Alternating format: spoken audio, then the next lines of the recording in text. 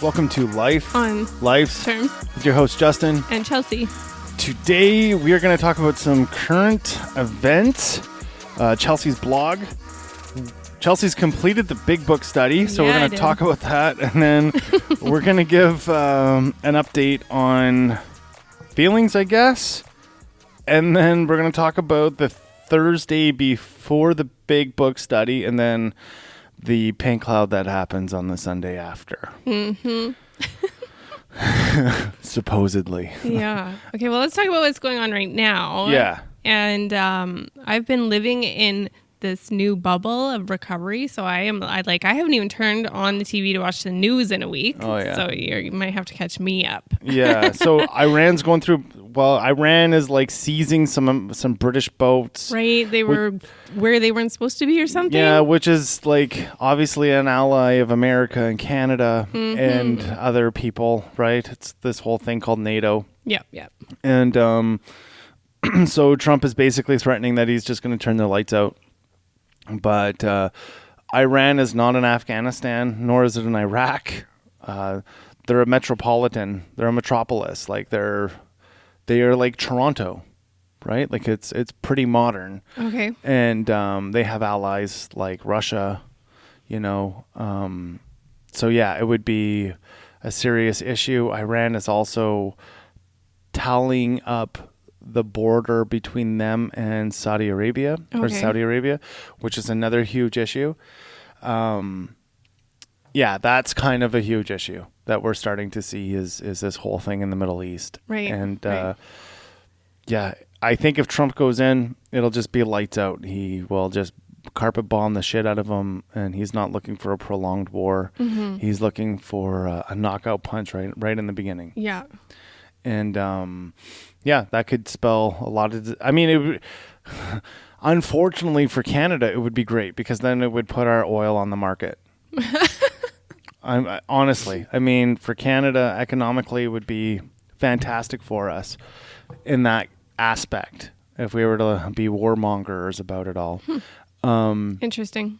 We're in a place right now where Alberta's definitely behind the cue ball. In the next 10, 11 years, there's not going to be any oil used. Right. I just did a huge Saudi Arabia assessment on what the royalties own for their assets, and they're divesting out of oil. Divesting means that they're selling it off and they're buying other stuff. Okay? Why? Because they just have an abundance of it, or what? Well, because they're trying to sell it at fire sale right now because there's going to be no need for it. Okay. It's going to be a useless commodity. America, That's so strange. which used to be a country that hoarded its oil, is now selling it at a fire sale price. And Canada's having a very difficult time getting its elbows in on the table. Mm-hmm. And we could be left with a bunch of oil in the ground that we can't sell. Right? If you look at Shell Deutsch, they're also divesting, which means they're trying to sell it as fast as they can, right?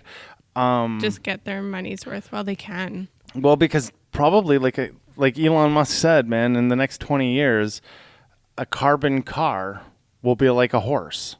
Mm. You'll drive it around in your farm, but you're probably not going to put it on the road, right? So that's where we're going, and I think it's a big part of what's going on with this whole Iran thing too, that people aren't really maybe paying much attention to, that they probably should. You know, that's where we're going. And directly here at home for Alberta, our government needs to wake the fuck up and recognize that we got to sell this oil now. We got to get it to fucking market now and not wait. Because if we wait, we're going to lose out big time. And we're not going to have the money to reinvest in the next thing that's coming. Whatever the next big thing is. Yeah. And we're already starting to see some economic growth in Calgary. But we lost another 5,000 jobs in the Edmonton core in the last 2 weeks. Homelessness is up now to 47%. So that's 50% of almost 50% of our population is either living on a couch. So my definition of homelessness is not shelter. The number that I'm actually looking at is people who are couch surfing, the people who are living in the river valley, and the people who are living in shelters in homeless shelters, are also entertained in that. So Yeah. we're looking at a 50%. Yeah. So I believe it. that gives you a context of like how big our city really is, right? You go down to a place like, for anybody who's listening in America, we have like Nisku here in Edmonton, which is basically where all the fabrication happens for the oil field. Yes. Yeah. They have a 93% vacancy rate. Oh, wow. Like there's no work. There's no work happening. Crazy. And then That's so high. Atchison for the Edmonton area is also like another industrial park. So for those people who don't know Edmonton or know like the way how Canada zones things, they usually put everything like in one spot. So like an industrial park like Atchison or Nisku or whatever. And That's then all it is, right? Yeah, and that's typically all it is. There might be a hotel zoned in there. There might be like some apartment zone in there, but for the most part it's all industrial. Yeah. Like it's this way if there's an accident, it happens like in that area and not like throughout the entire city, right? Exactly. So in Atchison, which is not particularly oil field related, they're looking at I think it was a 77% vacancy rate. Which is huge. I mean, that's where your house trusts are built here in Edmonton. That's where like the footings for your basements are built. All that shit. Yeah. Like we're in dire, and a lot of economists are saying that this is going to be the new norm for Alberta. Wow. Hey. Yeah. So that's pretty serious. Yeah, it's pretty serious. And that was like Alberta was at one time 43% of Canada's economy. Yeah, I was just going to say, like, it wasn't that long ago that people used to come to Alberta just for work. Yeah, it's not that anymore. You know, people are leaving. People are coming here and being let down and having to find jobs elsewhere. Or they're not even coming. Yeah.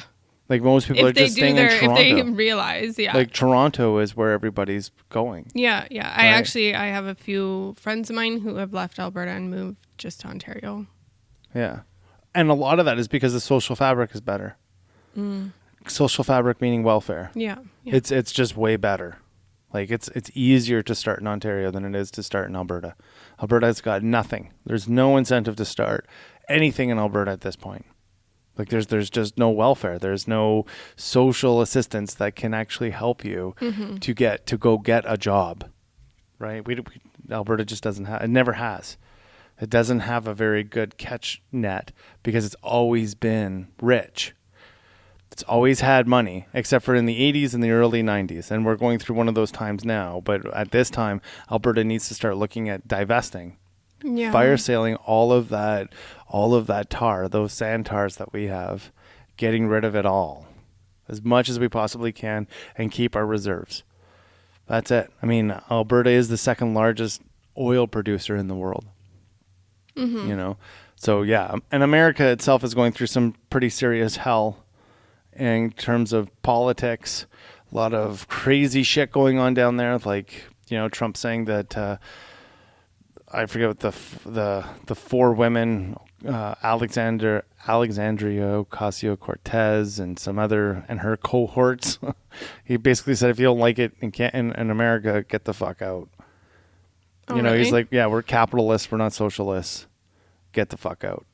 And you know, here in Canada, we are socialist. We're a socialist, capitalistic country, and I can tell you, being an entrepreneur and a business guy in Canada, it's much harder to start in a socialistic country than it is in a capitalistic country. That here in Canada, the banks just don't give out loans to fucking nobody. You have to own shit. Business 101 is never to put your house up for a business. You don't do that, because if your business goes tits up, you're fucking homeless. Yeah, exactly. Right? In America, you can get a loan just on your name.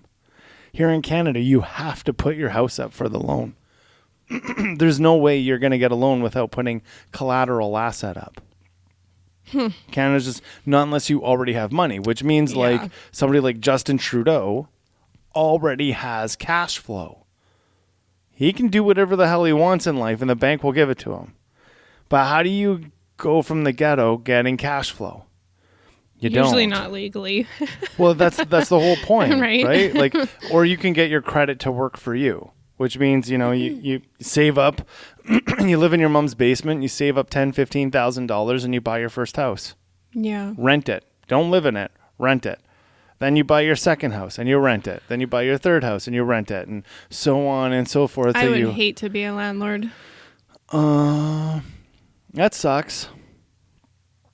Yeah, it sucks. It would suck. At times, Depends on your tenants, I guess. But I'm just thinking about all the stuff I have to do at home. Like, I had to have somebody come fix my toilet this weekend. And it was totally a do-it-yourself job, but not for me. So, like, just for reasons like that, I wouldn't want to, run houses or apartment buildings. So, Chelsey, there's this thing called YouTube. Okay, well, and you can literally punch heavy. it in. Remember, I lift 5-pound weights? Come on. So, yeah, that's pretty much what's happening in the world. Chelsey only lifts 5 pounds, 5-pound weights. And I had problems with my toilet this weekend. Yeah. Privileged fucking problems, let me tell you. Compared to last weekend's problems? Yeah, really, fucking privileged. So, yeah, let's talk a bit about your blog coming out. I think those current events will happen for a little while, so we're good there. Yeah. Okay. Well, so this show's pre-recorded 1 week before my blog is coming out. And when the blog comes out, you'll be 2 weeks after the Big Book study. Yeah, exactly. So it's just going to be really what my 2 weeks has been like when it comes to using what I learned in the Big Book study and all of the stuff I'm now aware of that I seem to be completely ignorant and naive to, trying to put those into practice and changing my routine and my lifestyle like very, very much. I'm just going to explain kind of how it's been for me day by day, because every day is totally different. We'll probably get into later in the show here when we talk about the Big Book study, the as they call it, the drastic upheaval, right? Or the drastic overhaul, right? It is very, that is why I am not caught up with what's going on in the world today, because I've been so much involved in... Yeah, it's huge. In myself, my recovery, right? But you're involved in yourself in a different way. Yeah, not in an egotistical, and self-centered I think way. one of the filters that really works is how, you're a single parent mom, and, the Big Book has the pages on how to end your day and how to start your day. And to incorporate that in your life is a huge change. Yeah, it really is. And it sounds so simple, but it's making the time. And especially when I'm trying to get myself ready for work and my daughter ready for daycare, and oh shit, I forgot to make lunch, and then all of a sudden I'm running out the door and I'm like, fuck, I forgot to pray. Yeah. Right? Well, remember the nickel in your shoe? Yes. Yeah. It does work. Yeah. Put that nickel in your shoe and it'll remind you as you're walking, and you're like, fuck, I gotta go back in the house. Like even if it's just like 10 minutes, it's just you're already brand late. New to me. Yeah, and you're already late. You know what I mean? And you know what? At least you're late 10 minutes and not just skipping the day because you're drunk. Right? Exactly. Or being a total fucking cow bitch for the day because you didn't fucking pray. Because I forgot to do what I was supposed to do, and I'm right. kicking myself in the ass all day. Yeah. So exactly. I think that being incorporated in the blog is a big deal. The day to day. Right. And then what we'll concentrate on here in the podcast throughout is what actually transpired over the weekend. So I look forward to your blog. Yeah. And I think I'm writing something about the Jamie thing that happened yesterday. That was a fucking great show. Yeah. So I'll probably get into that stuff. And so let's go into this Big Book study. So it's been about a week since you've done it. How do you feel about it now? Do you still feel that clarity that comes from the Big definitely, Book? That's like the key word there is clarity. I was like this lost little naive puppy, and I wasn't even aware of it until after that weekend. Like I was. So really, the definition would be not so much naive, it's ignorance. Yeah. Because you knew that if you came to AA or whatever, recovery might be different than what you had. So it means you had some sort of knowledge. Yeah. You just refused to do it. Yeah, pretty much. Right? Yeah. And then that would create naivety. Yeah. Knowing I didn't really know how deep. Like maybe, like let me ask you this. Did you know how all-encompassing your disease of alcoholism or your disease of addiction is? No, not a clue. Not a clue. And for, like, I obviously have a much better, or had, I'm talking prior to the Big Book study, I already had far more knowledge than somebody who's a normie, right, of what addiction is like, because I think a lot of people are just ignorant. They don't understand addiction at all. But then I didn't realize, even though I thought I did, how extreme this disease is. I didn't realize how wrapped up in it, in my addict self, I still somehow was, even though I was not drinking or using drugs. Does that make sense? Like, well, I was... Yeah, and I think one of the things that even when we have content creators on the show, one of the things is that we really want to do, and I said this to you, was to be an example of the principles that we have in this book. Yes, exactly. How do you know that without doing a Big Book study? Yeah, you don't. Right? So, and we can, like, you see how subtle, even if, and I don't mean to put myself on a precipice, but I'm going to use myself as an example. You see now how I try to practice this program in all of my daily affairs, and a lot of times I don't even know that I'm doing it anymore because it's just become who I am, right? So you see now how right now it's a huge effort for you. It is right? Huge, yeah. And then it doesn't just come naturally. No, and then when it will eventually. Exactly. And then you realize now that as we go through this podcast, to be able to show, right, what that example is when you're sitting with somebody interviewing them, right? Like the fact that how honest you have to be in recovery, right?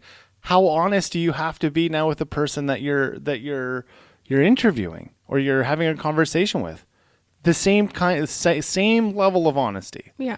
So let's talk same level of honesty with everything. So let's talk. Yeah, exactly, because it's the bank of integrity. Yeah. Right? We talked about that throughout the entire weekend, and it's fucking hard earned. Integrity is hard earned. It's not because we demoralized ourselves for how long through our addiction, and we've degraded ourselves through however means we've degraded ourselves, right? Yeah. Then all of a sudden we come to a place where we have to be brutally honest. And that with becomes ourselves and with other people. Yeah. So would you suggest, through no fault of your own, that you haven't been quite as honest as you should have been with the listeners up to this point?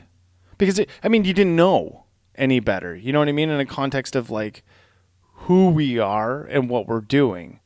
Do you see what I'm saying? So, like, there becomes an issue of, or I don't know if it's really an issue, but it becomes this thing where, like, we come to this place and we're like, fuck yeah, this is who I really am. Yeah, there has been times when I wouldn't say...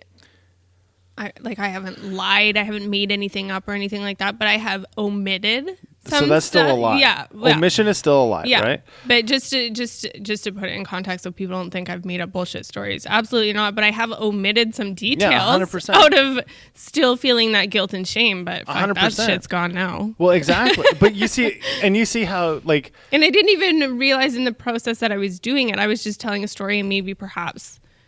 just leaving out one of the fucking embarrassing things I did. You know what I mean? I'm just trying to think of an example. No, right? 100%. Yeah. And if we go along the lines of omission is a lie, right? Then the thing that we have to also recognize, why do we omit things? Well, that's self-preservation. Yeah, exactly. We're trying to save face. Yeah. Right?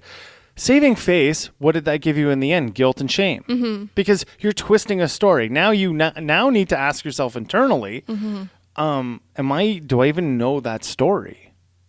Yeah, right? Right? And I've twisted it so many times that I don't know what's... and then when you get to this place of recovery and you're like, fuck, I don't have to do that anymore. Right. And that's a pretty big breath of fresh air. Let's backtrack a little bit. Let's talk about the Friday. Okay? Because I think we're getting ahead of ourselves of the results a little bit. Yeah. So let's talk a little bit about the Friday. When you came in on Friday after work, we sat down and we did the introduction. Yeah. Right? that introduction, I think you left doing your what addiction gives me and what recovery gives me. Yes, that's Right? exactly it. Yeah. So step 1. Pretty much like a pros and cons list. You didn't know it though No. until afterwards, Yeah. right? And then at the bottom of the list, you had all these things listed out. I think it was like, do you want to talk about some of the things that you came up with? What active addiction gives you? Oh yeah, that's fine. Like broken relationships, debt, being sick. Yeah. It brings me guilt. It brings me shame. Like the life of addiction brings. My list was all shit, pretty much, right? Yeah. Like it doesn't bring Yeah. me anything good. And then your what active recovery gives you? Yeah, then that is like financial stability, Sure. strong relationships, integrity. And that did kind you of stuff. acknowledge? I think we both came to this place too, where that was much shorter. Yeah, at first I was. Yeah. Yeah. Now the thing is that I want all the listeners to qualify here is Chelsey has been in air quotes sobriety for 2 years prior to the Big Book study, Yeah. right? Yet it was still short. Yeah. Yeah. Okay, and Yeah. the reality Because is, I was still struggling internally without even realizing it. well, and the other piece is I would consider is that you weren't really living in recovery, so you didn't know what to be grateful for in recovery. You hadn't seen it yet. No, like You knew that these things would happen. Like, Yeah. you have financial gains, which is what you wrote down. Yeah. You had some kind of integrity, Yeah. right?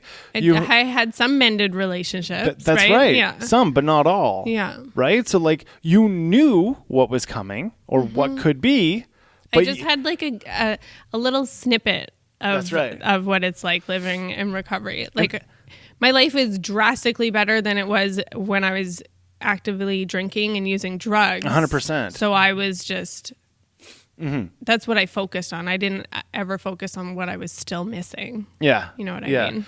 However, Because I wasn't aware of what I was missing. Sure. Yeah. Sure. And yet, all I'm getting at too is if we quantify that list, it was still short. It was shorter. Right? Yeah. So if I were to say, and I've done Big Book studies with people with 5 or 6 years sobriety, that list is way bigger. And the reason for it is because they remember more about recovery than they remember about active addiction. Okay? Oh, okay. Because, like I said, I don't remember what it is to be high. I don't remember what it is to be drunk either.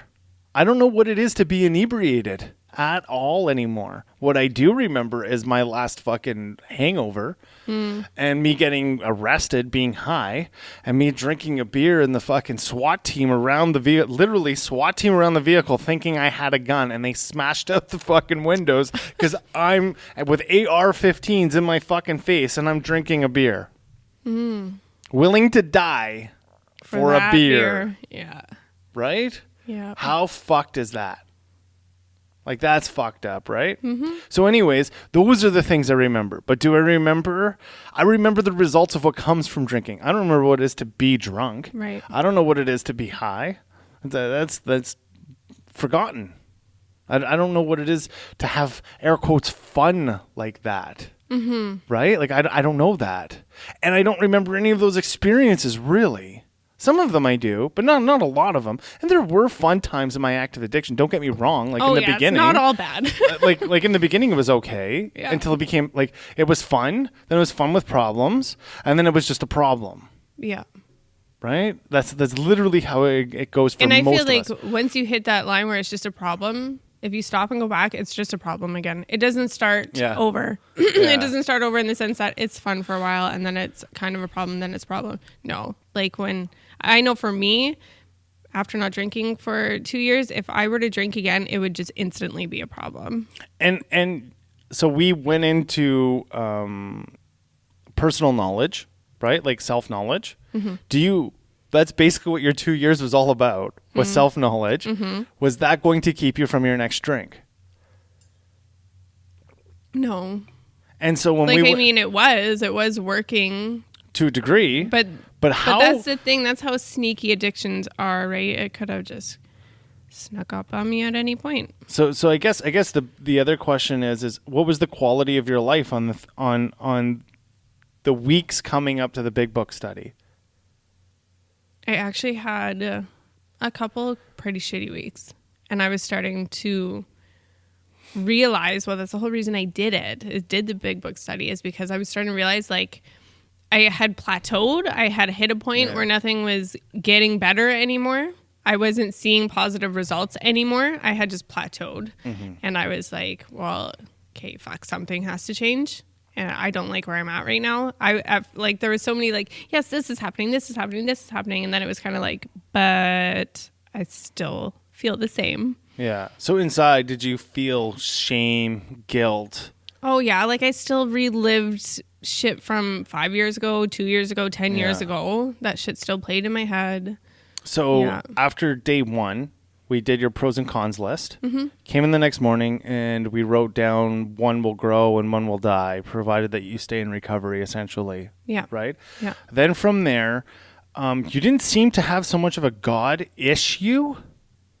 No, and you know what? That took me 2 years. Like in treatment, I was still like, I fucking don't believe in God. It took me 2 years of not drinking and having an open mind and listening to other people's takes on it to actually be like, okay, well, maybe there's a higher power. So, truth be told, you and I had conversations off mic where you were talking to me about religion and thinking that that's where spirituality came from. And I was confused about it. And then you and I I said to you, do you think that that's where spirituality comes from as religion, or is religion a practice in your life? Right? And that's a mind-blowing kind of statement, right? It completely altered the way I viewed religion. So now when we look at your step 2 and step 3, we had to qualify one that you were insane. Okay? Because it says to restore you to sanity. You had to turn your will over to a power greater than yourself. Yeah. So we had to then suggest that you were insane, right?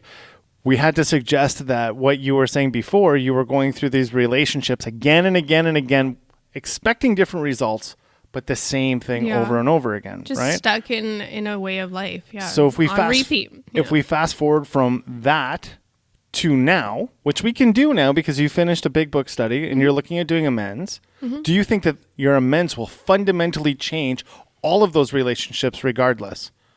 Oh, yeah, absolutely. And there's no doubt in my mind. Will you ever go about trying to mend relationships the way you used to? No, because I never mended shit. That's right. That's right. Okay. And let's be real. There are people listening who are probably like, oh, yeah, that's me too. Like, just be honest with yourself. Well, and see, do you still have that same shitty relationship with a sibling or a parent or a coworker? Like, it's there. I mean, and then let me ask you this. How honest did you think you were being with yourself prior to the big book study? I thought I was being honest for sure. And then do you notice how deluded? I was about to say I was like living in this delusion. And we've talked about this before where it's either all or nothing. And I kept having, even when we did the study, I kept having buts in my sentence. Yeah. But. Remember, I take that out? You're like, there's no but. Yeah. And the way I just kept viewing things is, well, I do this part better and this part of my relationship is better and this quality of me has changed. But. That doesn't matter. Yeah, right? And I didn't see that. Yeah. It's an overhaul job. Because it's not bit by bit. Yeah. Then the other thing is that I'd hear you say, I know.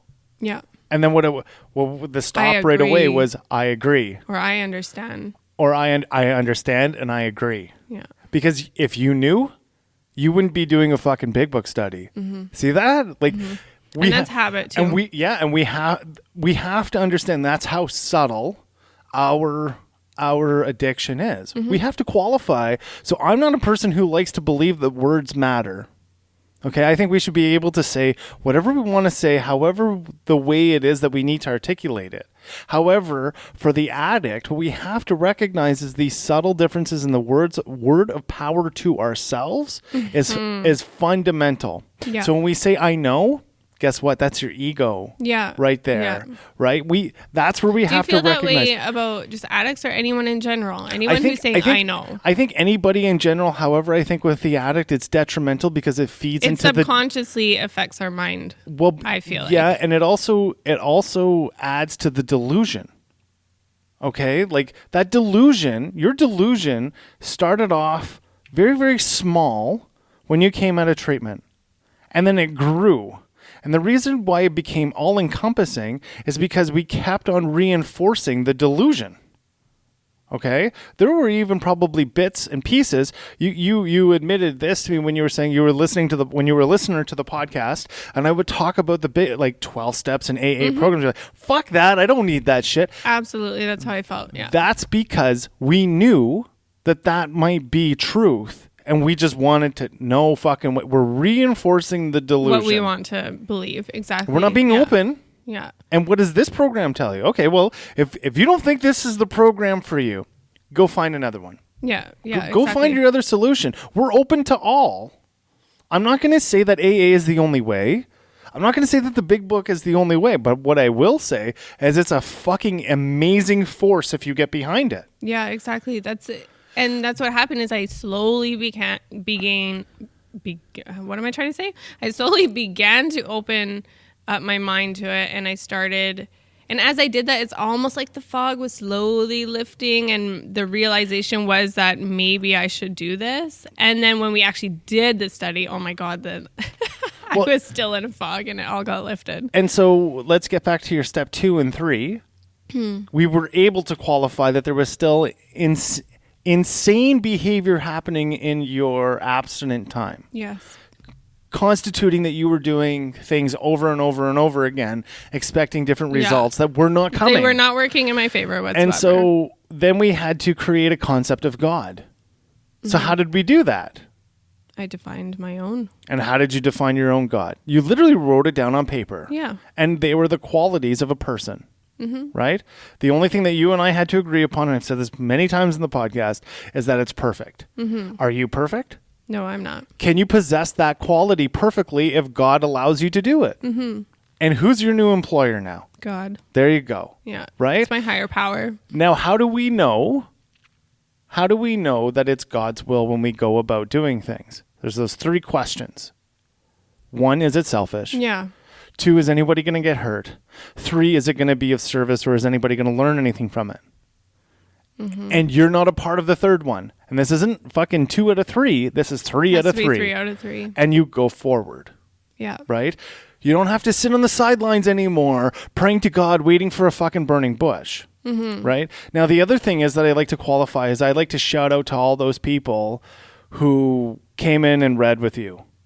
Right? Like we had some people come in and read, and that's out of their own personal time. But why do you think they're coming in and doing that? It's because they're getting recovery too. Yeah, it helps them as at the same time they're helping me, it's helping them. That's right. Yeah. It's a give and take there, right?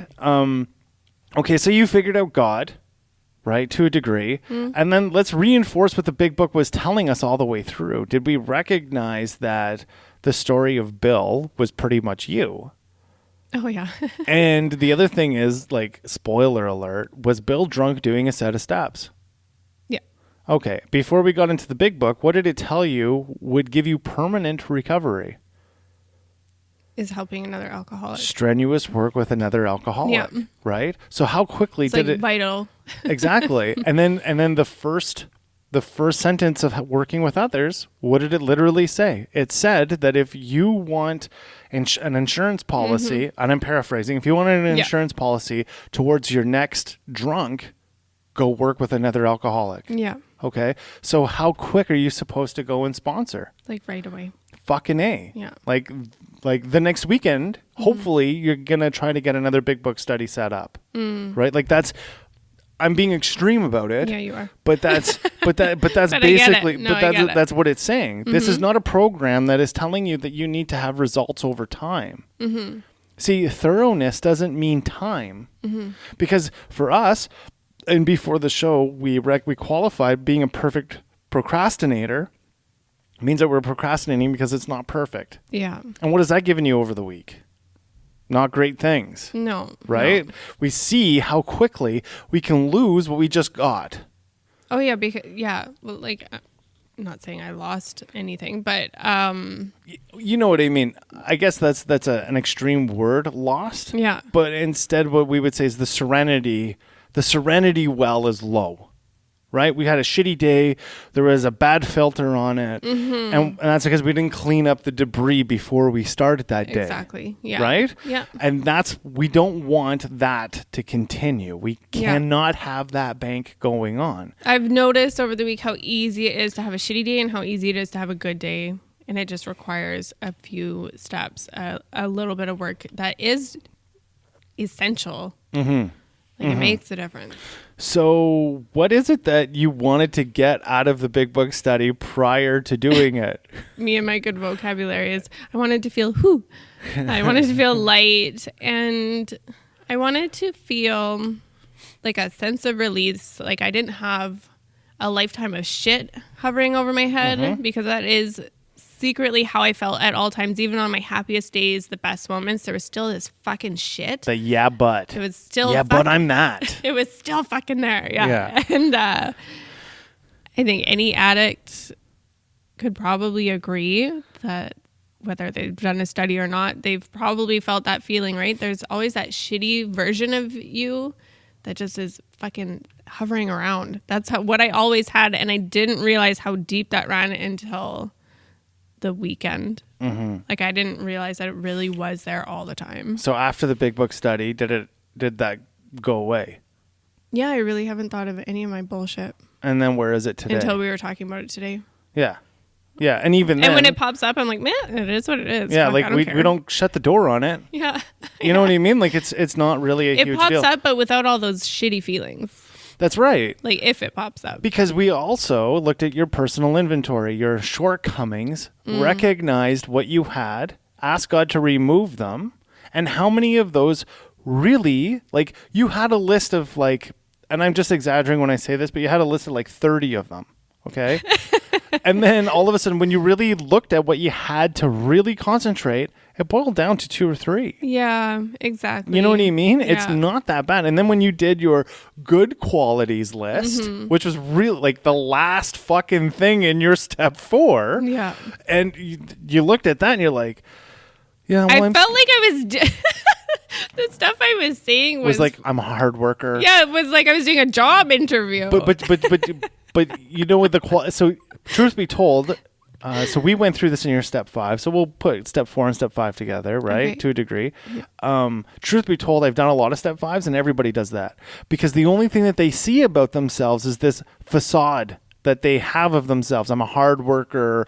I get it done. Okay. Yeah. You also got it done when you were drunk. Yeah, exactly. Okay. Yeah. We have to remove that. And then you start recognizing, okay, because what the step 5 performer kind of does is they show you, they say, okay, well, can you forgive yourself?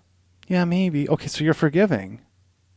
You see what I'm saying? Yeah. Right? Okay, that's a good quality. I was like, I don't fucking And then know. all of a sudden you look at those good qualities and you look at the qualities of your God. Are they the same? Pretty fucking close. Yeah. The difference is it's perfect and you're not. Exactly. But you still possess them. A higher power is a higher power, and we're still human. However, like I said, those good qualities, you still possess them. Yeah. Right? And the key is just to practice them. Make those part of your life. And isn't that, and then like, so if we look at the omission, right? That was obviously in your shortcomings to a degree, right? Yeah. So if we look at that shit. as, if we look at that one specifically, what we have to recognize is that was a survival tactic. Absolutely, it was. Yeah. And that's difficult to get rid of. And that's one of the ones that falls into the category of honesty. And it becomes, and it's even more difficult to see it. Yes. Right? Yeah. And then remember we got the almighty lesson in humility within those first 4 steps. And that was to deflate. And the Big Book told you that it was going to deflate your ego and how much delusion was in that ego. I mean, when you walked out of here Saturday, you were leveled. Yeah. Fucking leveled. Right? No, coming in on Sunday, I was Yeah. I was in rough shape. Mentally, I was like, oh my God, let's do the next step already. I fucking feel like I'm dying inside. I remember this, you had to take a phone call. Whoever it was, doesn't matter. Yeah. You had to take a phone call, and I was left in the room by myself, and I was pacing, and it, like the 2 minutes you were on the phone felt like a lifetime. And you came in and laughed. You're like, "How you doing over there?" Not good. And but that was essential. That had to happen. Yeah, yeah. Now, and imagine, I knew that. I just imagine. We hear this in the rooms all the time. People sitting on their step 4 for fucking months. Yeah, no fucking way. Nope. And was yours thorough? You did it short in a short amount of time. Was it thorough? Yeah. And I said, basically, anything that comes up in your mind, you're gonna fucking write it down. And that's exactly what I did. And you were coming up with shit that you didn't even know hurt you, like bothered you. Yeah, it was random shit. Yeah. Yeah, and you're like, fuck, that came up. That came and I'm up. like, That that's came so up. silly. And then you put into perspective, well, it's obviously not if it came up. That's right. Like, you obviously don't think it's silly. You see the process of the leveling of your pride prior to that. Mm-hmm. Remember the reinforcement that I was giving throughout it. Mm-hmm. And we would read the big book, and then I put it on the perspective of you. Is that you? Mm-hmm. Yeah.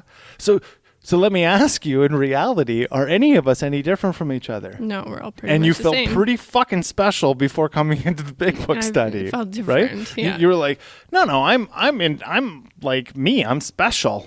I'm special, and I'm different than other people. And no, you're not. Mm-hmm. You're not. In this aspect, you're not different than fucking anybody. And that is one of the contributors towards that ego, towards that delusion, that puts us in a place where we need to essentially put things on Facebook in order to tell everybody how great we are. See, and we talked about humility in the context of we don't do that. It just becomes you. The only reason why we're talking about this big book study is because there's probably huge benefit to those who are listening about it. Yeah, exactly. Yeah. You know what I mean? We're not talking about this in the context of, look at what we did. No. Even if it went shitty for you. I want to talk about how fucking my shortcomings and shit, and how deflated I felt. Yeah, no. And I think, and we've all been there.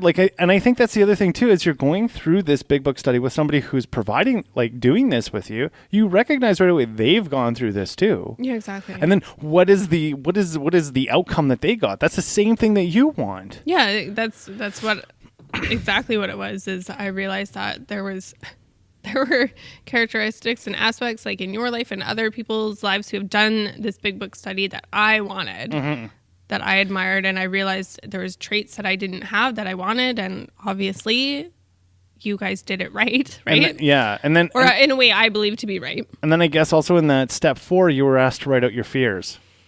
And you wrote out a bunch of stuff in your fears. And then very quickly, before we got into step 5, if you remember correctly in the book, there was a promise that you were going to have a spiritual awakening in that step 5. You're like, yeah, fucking right. And I made you a promise the day before on the Saturday that we had qualified that your life was unmanageable. And I said, by tomorrow afternoon, it will be manageable.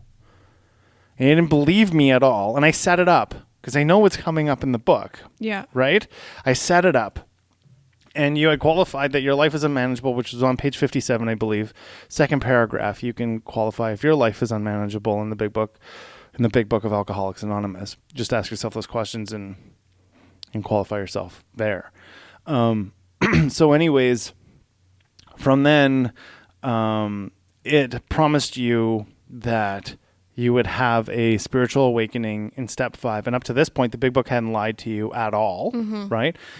And then the only thing that you had to qualify in order to get a spiritual awakening was to be honest, which you did. I would suggest that you had a spiritual understanding or a spiritual awakening through the educational variety, which is a lot different than, it's kind of like a burning bush though in that step 5 to a degree, because the light kind of goes on, right?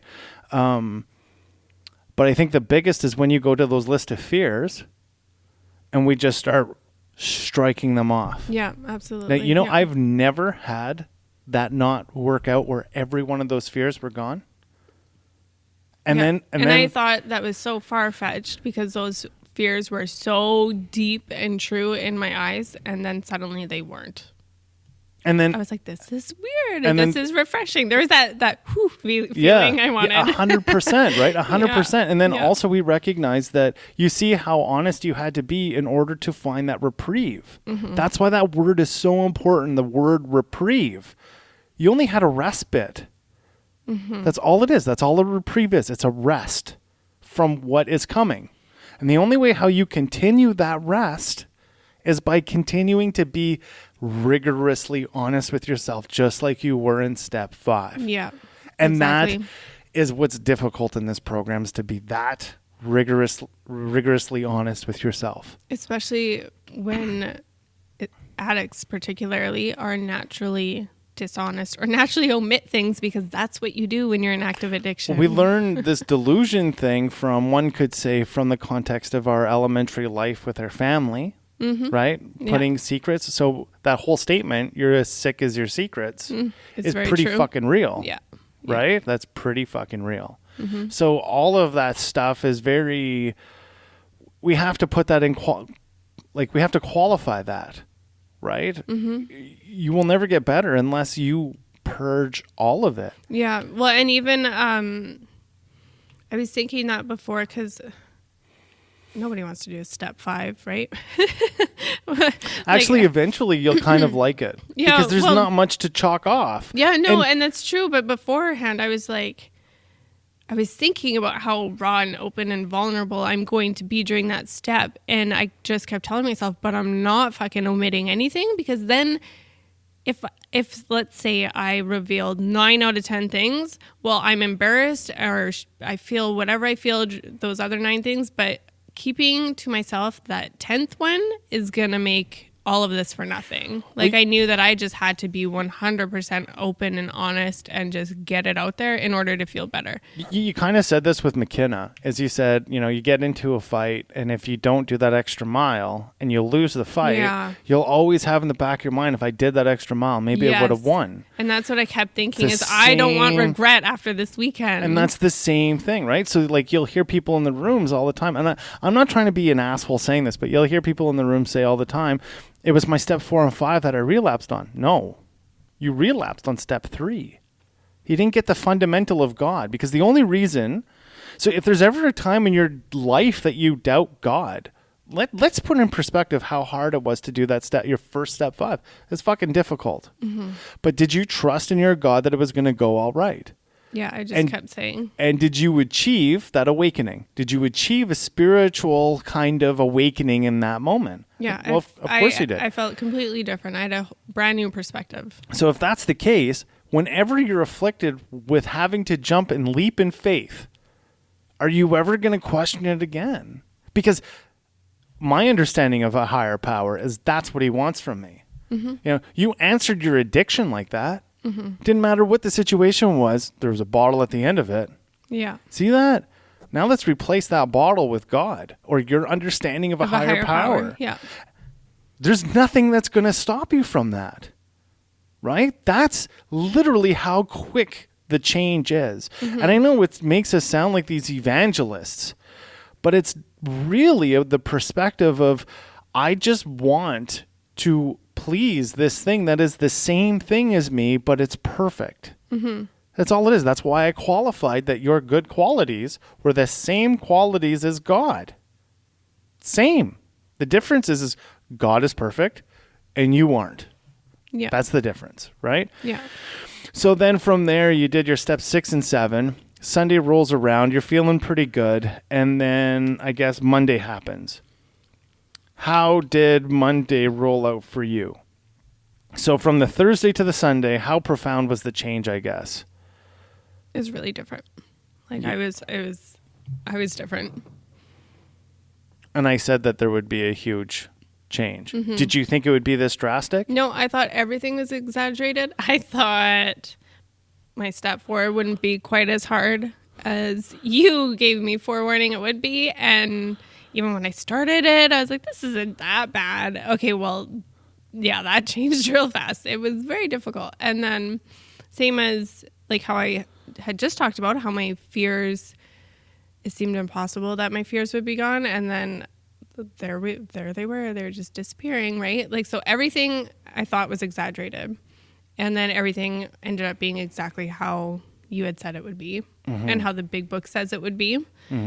Come Monday, trying to think here. Well, okay, I'll put it this way.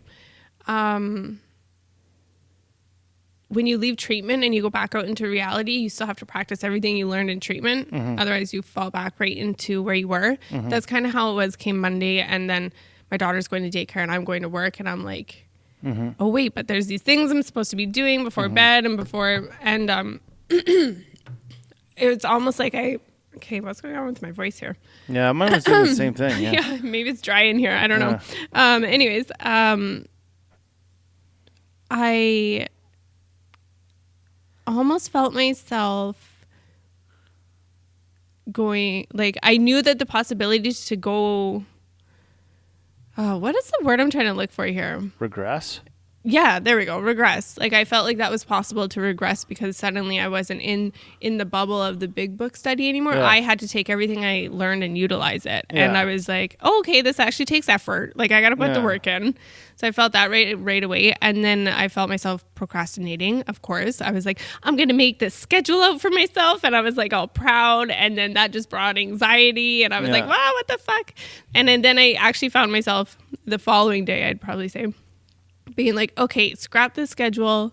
I'm just going to pray. And more than once, I was just like asking my higher power to help me out, or like, let me know if I'm doing this right. Like, or I'm pretty sure I'm doing what I'm supposed to be doing. And then I almost felt a sense of ease when I did that. Like when I overthought it and I tried to take matters, when I tried to be a control freak, that's when I was really like. So could that be a personal defect of That's yours? totally it was. And then that's when I realized, like, I got to get rid of this control freak aspect. And the second I did, things changed for me. That's and it right. was easier. Yeah. And then the other thing too that we can recognize is as we're trying to practice this stuff, you ever hear a guru or a Tibetan monk say, when you go to meditate, you just want to ease into it.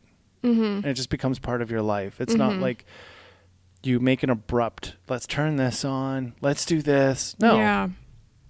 It's quiet right now. Okay, you feel like you need to meditate, go. Just go, right? If you have an incense on, good, go. Just go, right? One of those things. Don't make it a thing. Yeah, exactly. Right? And that's what I was doing. I was thinking, I don't want to regress. I don't want to go into old habits. So I better make this super structured plan for myself. And then that super structured plan was me being a control freak, which is one of my old shitty habits. And then that just caused anxiety, and then that just fucked everything up. So I was like, okay, hold on. And then let's just let loose. Yeah. And then I guess also like when I was saying meetings should be random, but you always know at 7:00 you're going to be at 1. Yeah. Or at 7:30 you're going to be at 1. Yeah. Doesn't matter where it is. Like, you're just going to go, right? Because you might be in this part of town that day at 7. Okay, at 6:30. Okay, fine. I'm sure there's a meeting in that part of town. Let's go to that meeting, right? Yeah. Like that's literally how it happens, you know. And as long as you do that, you're doing a pretty good job, right? Like that's the stuff that qualifies if you're going out there to get your recovery, you know. And yeah, it is work. You know, God will do as much as he can. But like I said, you went crawling to God and knelt before him over 2 days. You stood up and you walked away. Literally. Like, it doesn't seem it doesn't seem like that is the way that it is. However, you're humbling yourself before your higher power. And then by the Sunday, you were able to pick everything up and walk away. Yeah.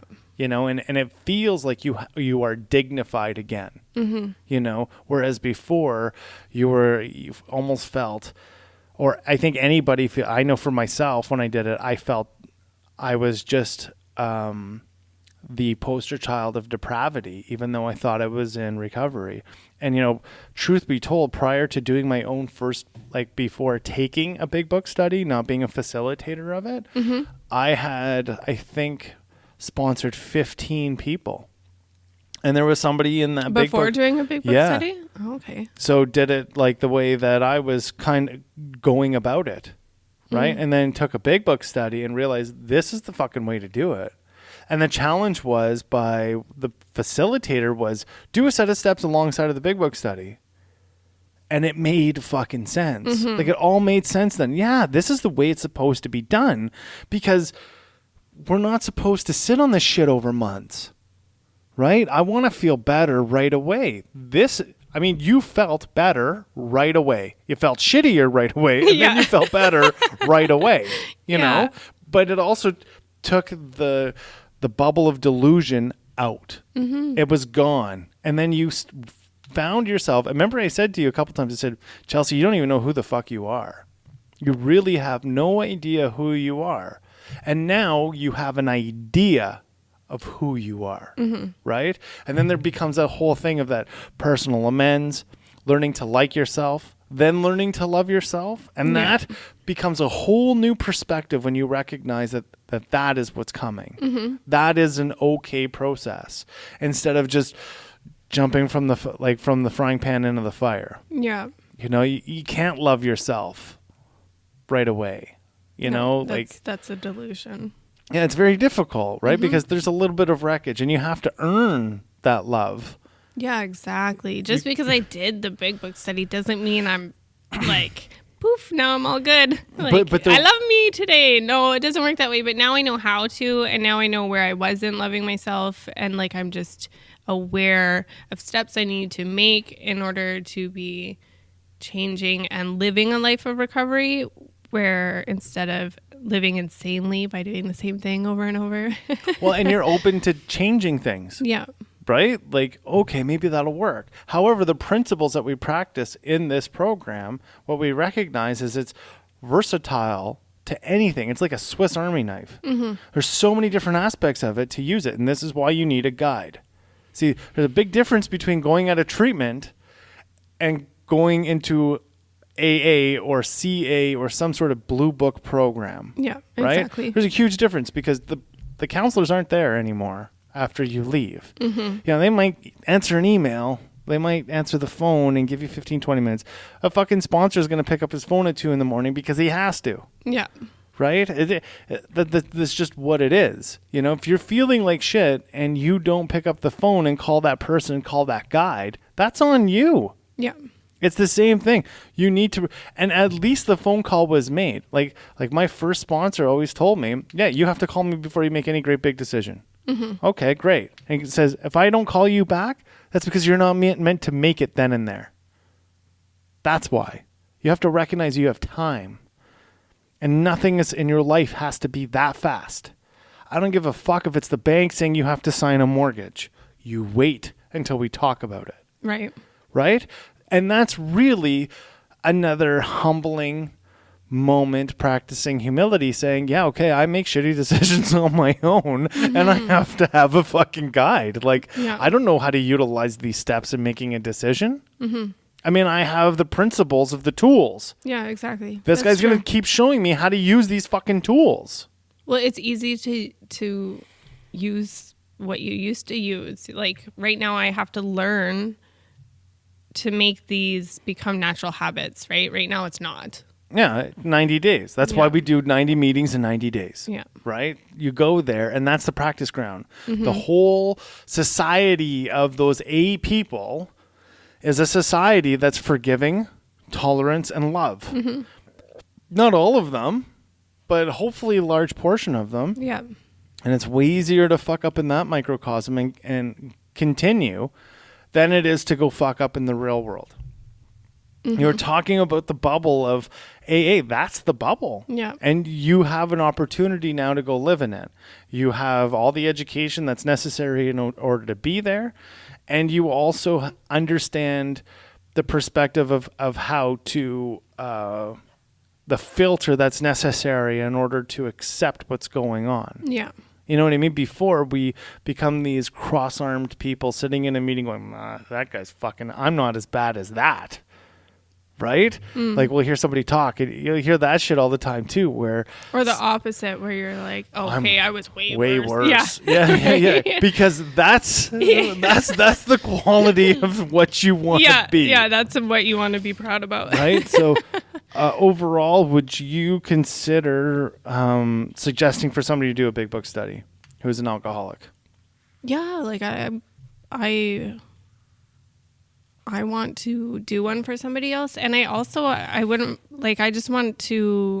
do my steps multiple times, I think. Well, every time you do a big book study, you're essentially doing another set of steps. Yeah.